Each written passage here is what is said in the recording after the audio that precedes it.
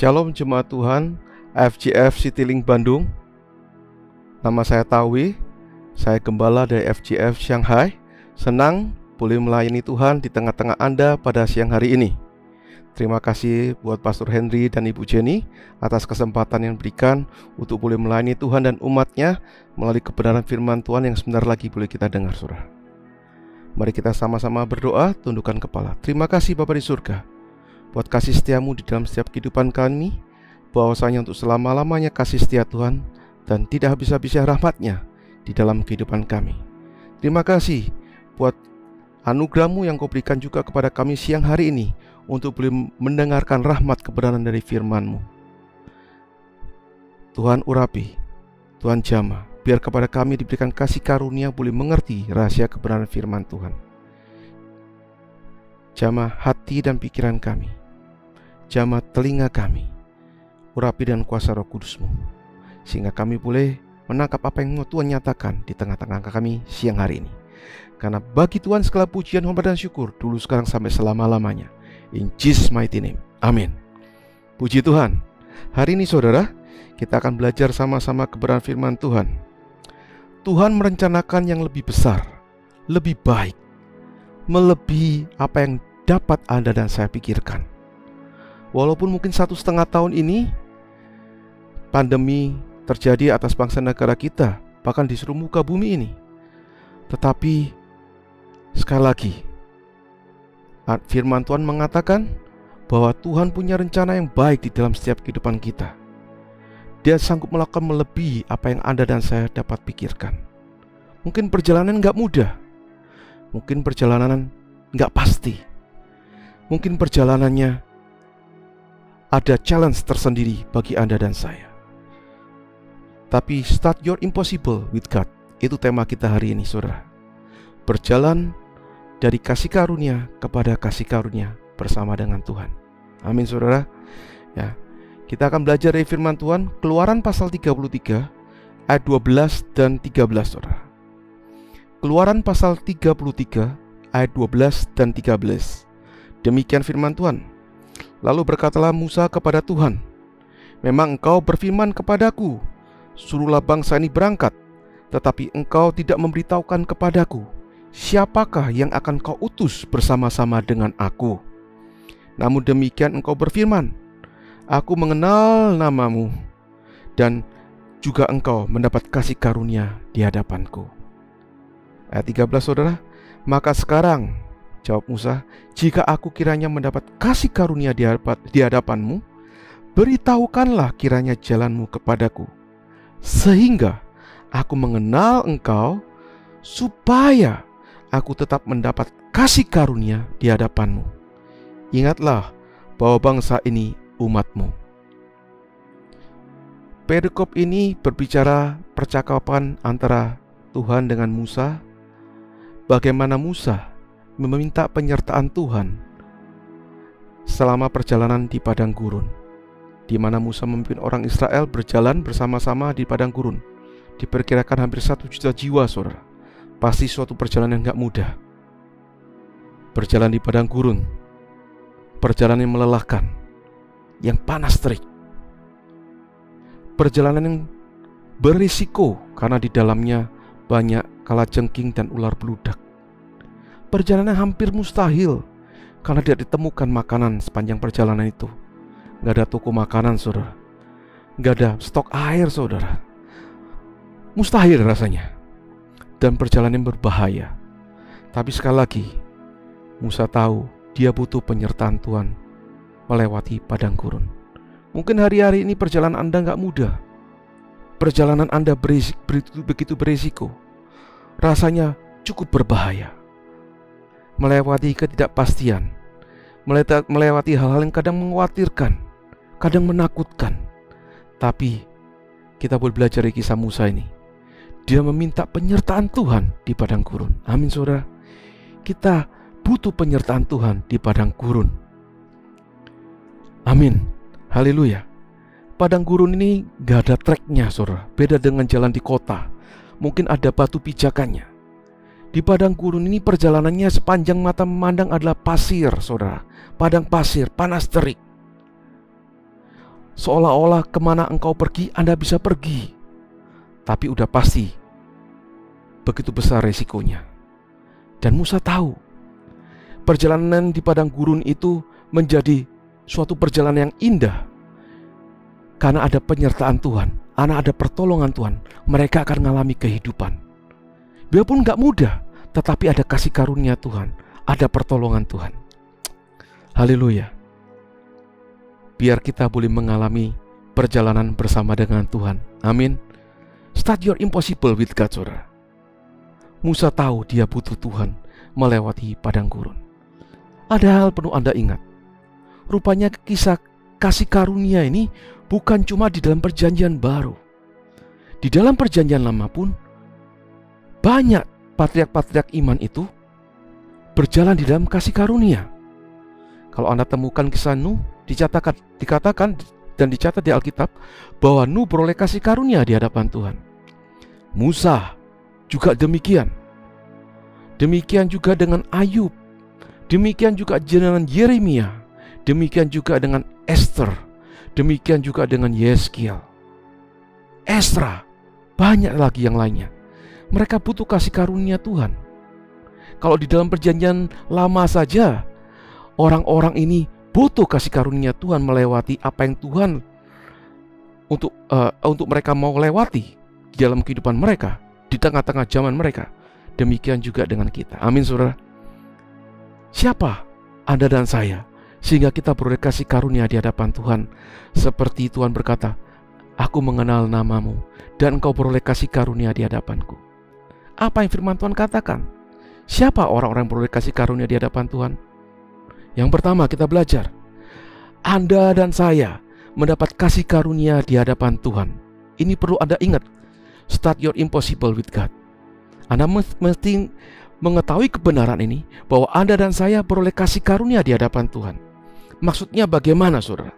Efesus 2 ayat 8 mengatakan, sebab karena kasih karunia kamu diselamatkan oleh iman.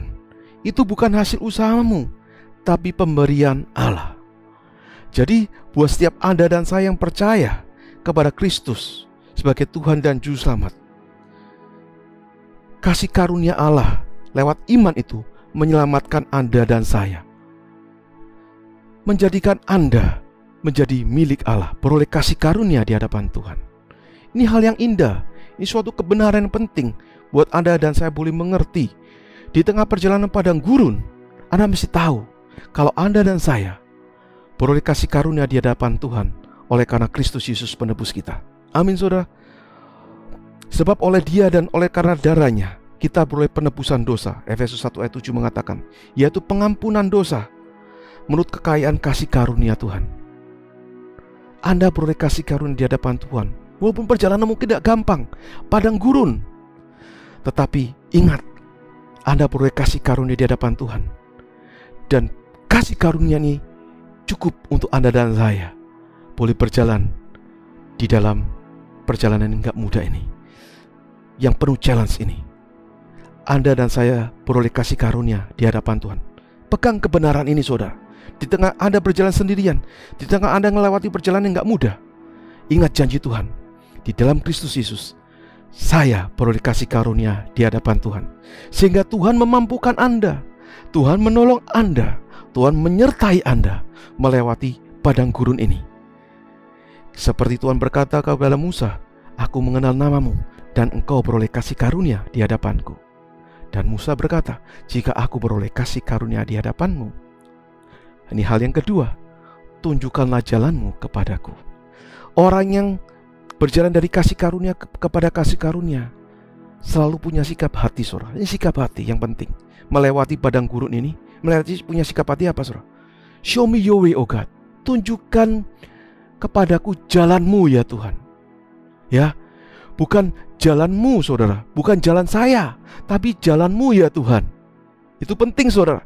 Sikap hati yang senantiasa tanya kepada Tuhan melewati setiap persimpangan kehidupan ini, melewati musim-musim kehidupan ini yang mungkin gak mudah, yang rasanya panas terik, rasanya gak pasti. Sikap hati yang kedua ini penting, saudara, untuk Anda dan saya pegang. Yaitu apa, saudara? Tunjukkan jalanmu kepadaku, ya Tuhan. Jangan berjalan menurut kehendak-Mu sendiri. Jangan bersandar pada pengertian-Mu sendiri umat Tuhan, tetapi bawa sikap hati, tunjukkan jalan-Mu kepadaku ya Tuhan. Show me your way, oh God.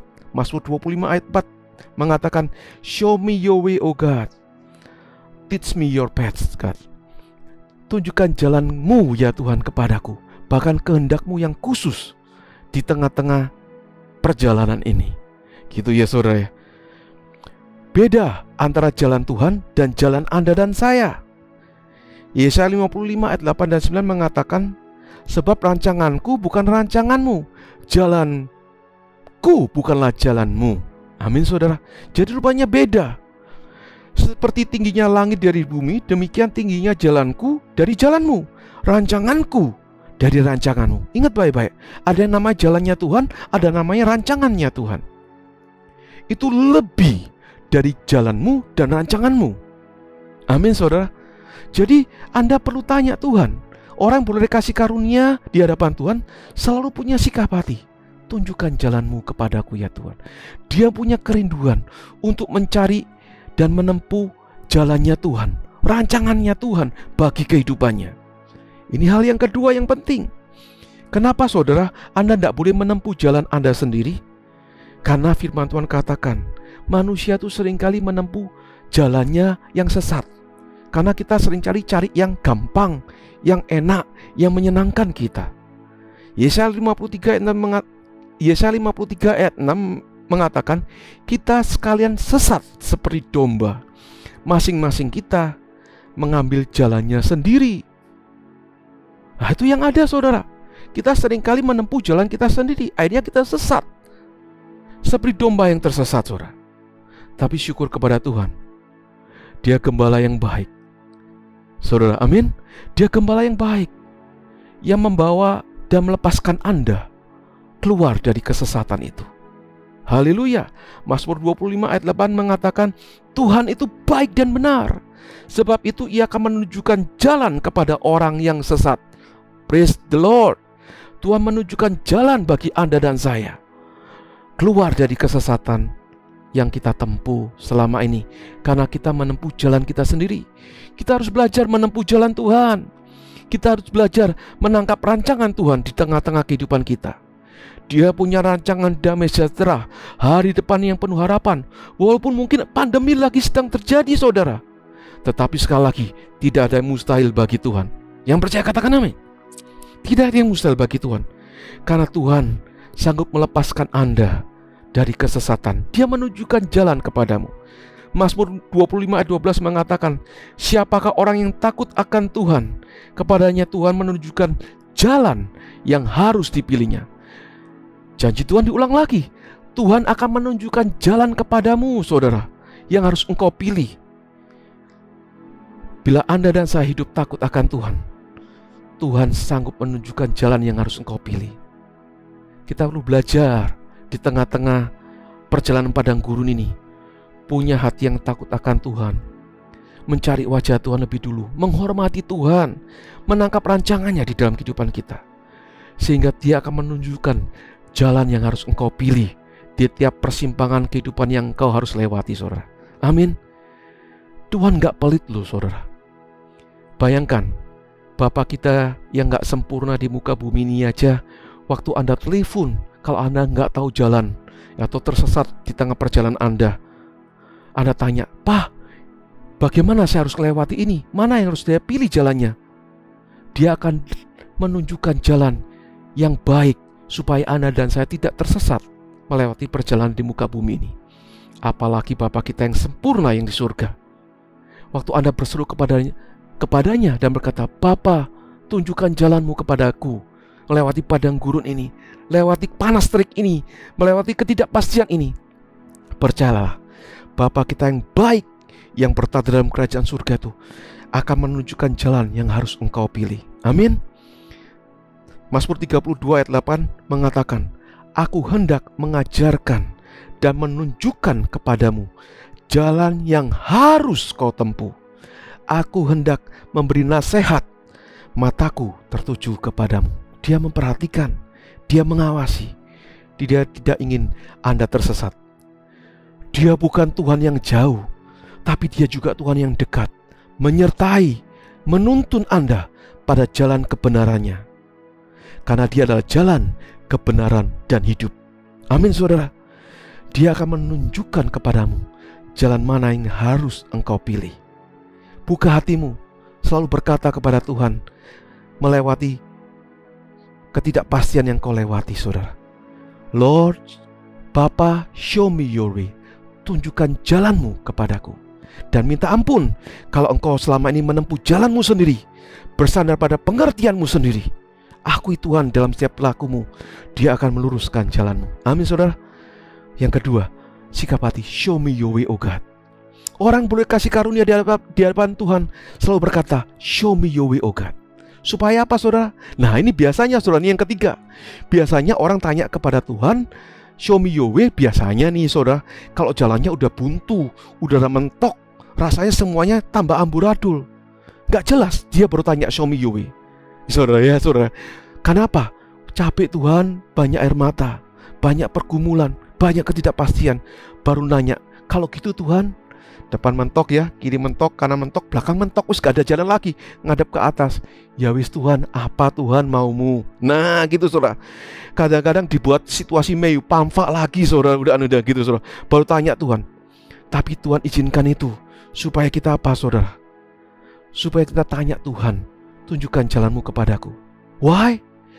Bukan supaya Anda dan saya lepas dari beban dan masalah yang ada. Bukan cuma supaya Anda dan saya mengalami kelegaan dan mengalami air mata lagi. Tetapi orang yang berjalan dari kasih karunia kepada kasih karunia, yang kita belajar dari kisahnya Musa ini, berkata, tunjukkan jalanmu kepadaku supaya aku boleh mengenal engkau. Nah, ini saudara, mengenal Tuhan itu adalah hal yang ketiga yang penting. Berjalan dari kasih karunia kepada kasih karunia. Start your journey with God saudara. Ya, start your impossible with God.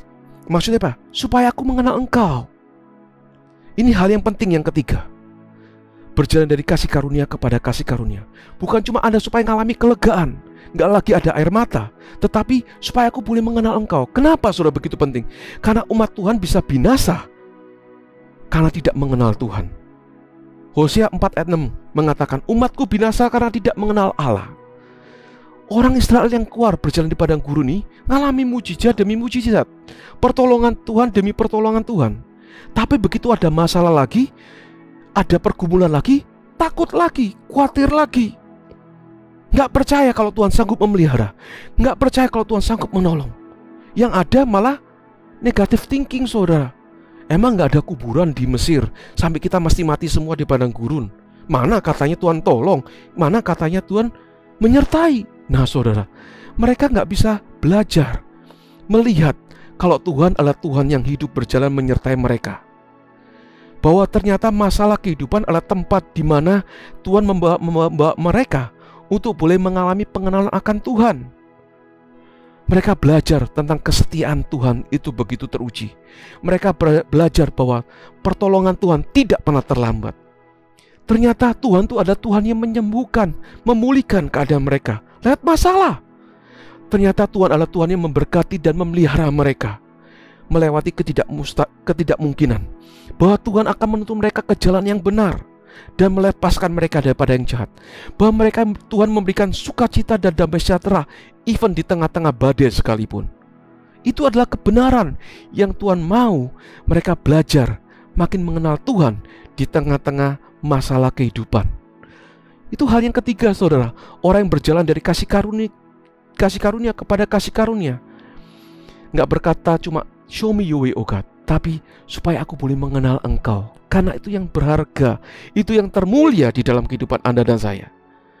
Bukan supaya Anda hanya bisa keluar dari kesesakan Anda, keluar dari pergumulan Anda, tapi Tuhan mau Anda bertumbuh dalam pengenalan akan Tuhan Yesus Kristus kita yang ajaib itu, melewati setiap pergumulan dalam kehidupan ini. Amin saudara. Amin.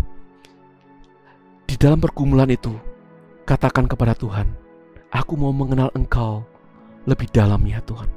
Aku mau bertumbuh di dalam kasih karunia-Mu. Tunjukkan jalan-Mu kepadaku.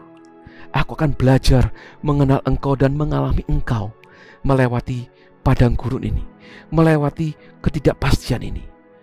Kasih karunia-Mu cukup bagiku ya Tuhan. Terima kasih Kau gembalaku yang baik. Amin saudara. Katakan kepada Tuhan. Katakan kepada Tuhan. Filipi 3 ayat 8 mengatakan, segala sesuatu kuanggap rugi, Paulus katakan, karena pengenalan akan Kristus Yesus Tuhanku lebih mulia dari semuanya itu. Jadi ini yang paling berharga di dalam perjalanan setiap orang percaya. Bahkan Petrus pun mengatakannya dalam Petrus 3 ayat 18, 2 Petrus 3 ayat 18 mengatakan, bertumbuhlah di dalam kasih karunia dan dalam pengenalan akan Tuhan dan Juru Selamat kita, Yesus Kristus. Bertumbuhlah, progresif, step by step. Anda perlu bertumbuh dalam pengenalan akan Kristus Yesus Tuhan kita yang mulia itu. Amin saudara. Amin. Ini hal yang luar biasa. Hal yang ketiga, mengenal Dia di tengah-tengah perjalanan Anda dan saya.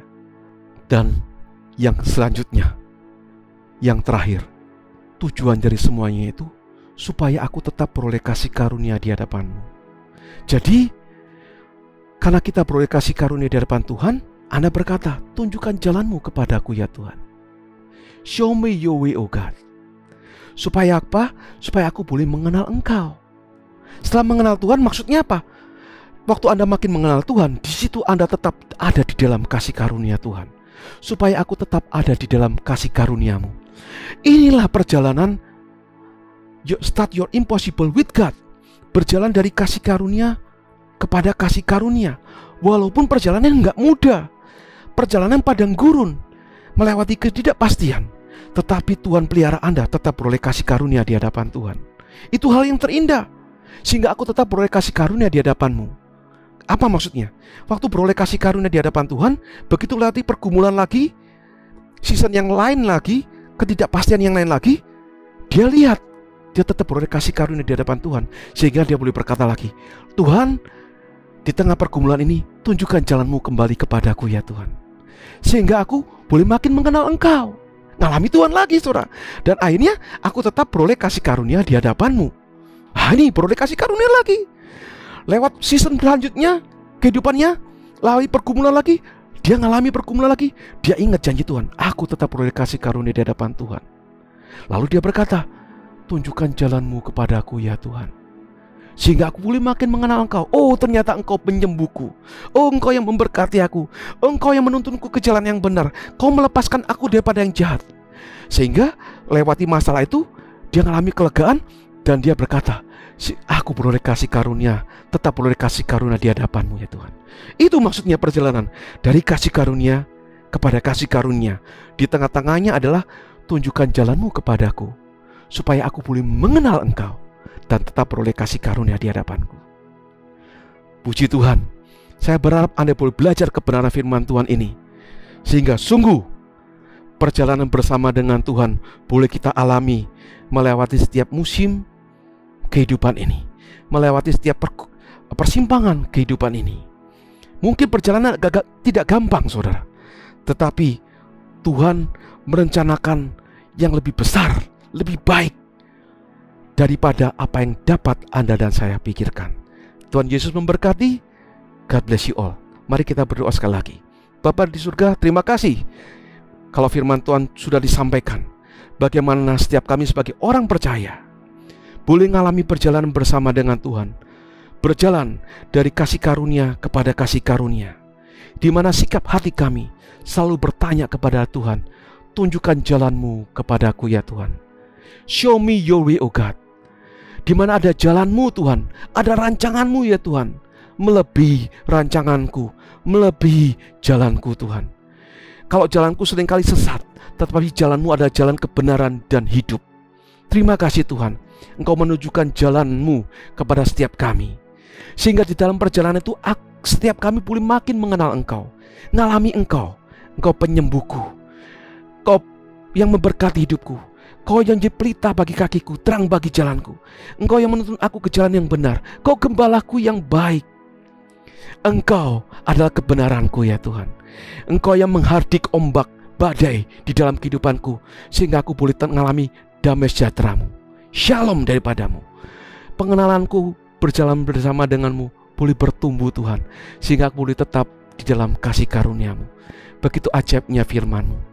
Segala kemuliaan bagi nama Tuhan. Meteraikan kebenaran ini bagi setiap kami. Karena bagi Tuhan segala pujian dan bersyukur, dulu, sekarang, sampai selama-lamanya. Amin. Tuhan memberkati Anda. Happy Sunday. God bless you all.